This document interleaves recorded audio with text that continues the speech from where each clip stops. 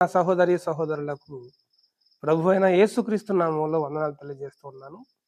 దేవుని వాగ్దానం కొరకు ఈరోజు వాక్యాన్ని ధ్యానించుకుందాం.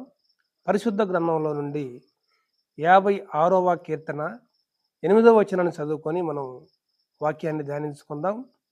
అక్కడ భక్తుడైన దావీదు ఇలా రాస్తాడు, నా కన్నీళ్లు నీ బుడ్డిలో దాచావు, అవి నీ కవిలలో రాశావు అని దావీదు రాశాడు. ప్రియమైన దేవుని బిడ్డలారా, మన కన్నీళ్లు దేవుడు లెక్క రాస్తామన్నాడు.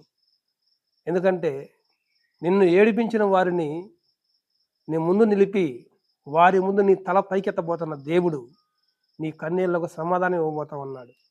ప్రియమైన దేవుని బిడ్డలారా, ఎంతమందిని నేను ఏడిపించారో, ఎంతమంది అయితే నిన్ను దుఃఖానికి కారకులయ్యారో, ఎంతమంది అయితే నిన్ను హేళన చేశారో, వారందరి ముందు దేవుడు నిన్ను గొప్ప చేయబోతా ఉన్నాడు.